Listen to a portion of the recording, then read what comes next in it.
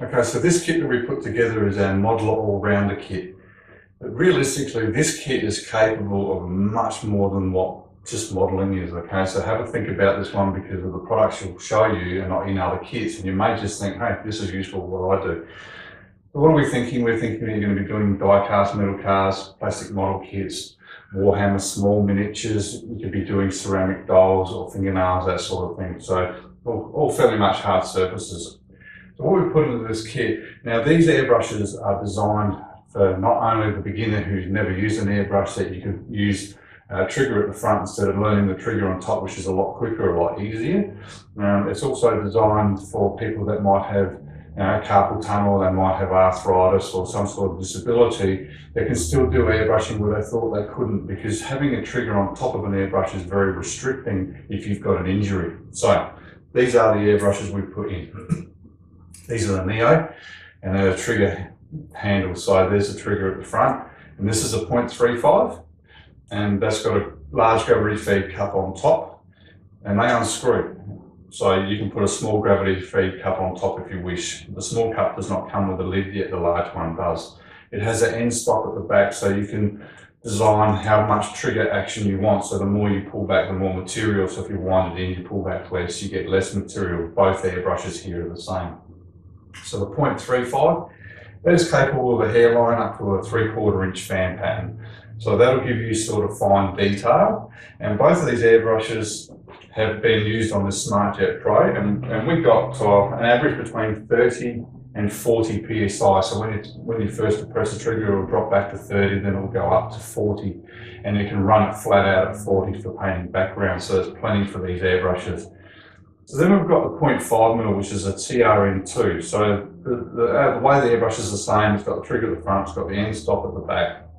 But this one's really cool, because what we've got a small cup which fits to the side, and you can pivot that to whatever angle and do it up. So you can be spraying down and get no paint dripping onto your surface, or you can even spray at an angle like that. I mean, it's a 360-degree pivot. Comes with a cup on top with the cap, and then for larger areas, they've also put in a much bigger, as you can see, a much bigger cup. So you can put that one on. Not only that, the cool thing about this particular one, we'll just take that off, is you get an arm that goes onto the side of it, and that arm has a little hole in the bottom, and now you can put up underneath if you want a siphon feed bottle, so that you can have that pointing at any angle you want to. So you can have it however you like to keep it out of the way of your hand. So that allows, that's a 30ml bottle, it's a solvent proof. That allows you to have multiple ways of using this particular airbrush, which is really good. Now both of these come with a spanner. That's a nozzle spanner for taking the nozzles off. They do not come with a super lead, these particular ones. So what else do you get? Well, in this you get SmartJet Pro, small compact compressors. It's a silent jet. It's an oilless piston, no maintenance, as all the water compressors are. It weighs just 5.6 kilos, so it's not heavy for those that do have a disability. You can put out 18 litres of air per minute, and it's a 1/8 horsepower. So you've got a carry handle on top, you've got an on-off switch on top, you've got an airbrush holder on top, and then as far as the compressor is concerned, you've got a gauge here, that is a PSI gauge. You can set your pressure to whatever you require. Here is a knob, you would pull that up, adjust it to the pressure, and you can leave it there. So, like I said, we got a maximum of 40 PSI continuous, and you can run it down lower if you wish. Now, on the business end at the front here, you've got a moisture trap, and there's a moisture release valve underneath for any moisture that may get into the bowl. As far as warranties are concerned, it's a 1-year Australia-wide warranty. Airbrushes, like I said in all my videos, they're not covered if you drop them, they're not covered if you leave paint in them. If you do a nozzle, a needle, an O-ring from soaking, you lay them down, you're going to do damage if you soak them laying down. So all the things that you may contribute to the damage of the airbrush is not covered by warranties. So what else have we put in this? Well, we put the cleaning station in. You don't put the little handle on top here.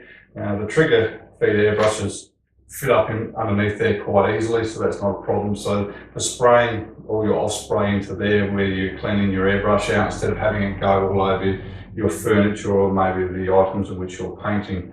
So we're expecting you're going to be doing it in an area where you want to keep it clean. Now with the airbrushes themselves, the components we've added to them is we've got 2 of the moisture filters, because you've got 2 airbrushes. So I want to set one up here, but you'll get 2 of these. You get 1 disconnect set.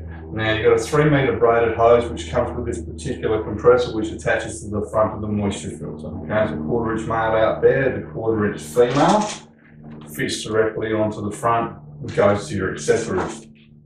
So we'd have 2 of these, and then we'd put up 1 of the disconnect sets. So one of the males goes on underneath here as such, and the female then goes to your braided hose. So to make it that you've got 2 airbrushes, we've also added in a second one of the male, so just the male disconnect, and that would go onto your second airbrush. So then what you can do is you can take one airbrush off, disconnect it, put the other one on, and keep going. Disconnect them for whatever reason you may need, but it's a quick change, it's nice and easy. Okay, so as far as the paints are concerned, they're water-based base coats. They are automotive grade pigment. So they do require reduction. All of these paints for this application, we reduce them by about 25% with high performance reducer. So given that, there's a 240ml of high performance reducer in this kit to reduce them. And even though you can clean your gear out at the end with water, a little bit of high performance reducer at the end cleans out the automotive grade pigment. Very important to do so. So in between colour changes, or if you've had to go away and have lunch or do anything of that nature, take a phone call, give you your little spray gun here, because they basically are like a spray gun, having a trigger at the front. Give it a spray out with a bit of cleaner, and then you can come back to it nice and clean, or in between colour changes. So as far as paints are concerned, being that we're talking hard surfaces, we're thinking that you're going to be needing an undercoat. You know, metal, plastics, those sorts of objects do. So we've put in waterborne sealers, which is a water-based undercoat.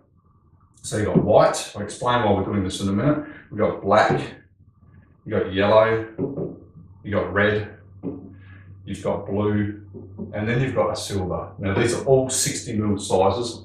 And then what we've put in is a wicked primary set 1.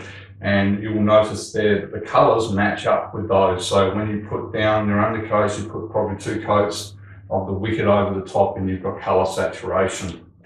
So that is your top coat colour. We're also thinking you're going to put down some colours that have got some flair to it. So we've also added in, these are wicked colours, and they're pearls.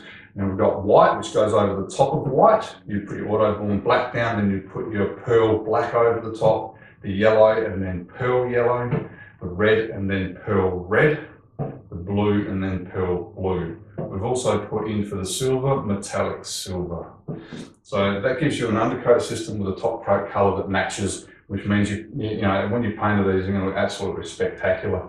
So as far as clear coat is concerned, these products will take any 2-pack clear on the market, most urethanes. And we've trialled and done many kits, and we've used Duplicolor, and that's an acrylic lacquer spray pen. As you can see, it's clear, and we've used that over the top. We've got a nice high gloss. So that's just a little tip for you.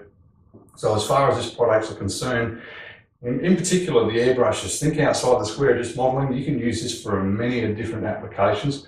So that is our all-rounder kit.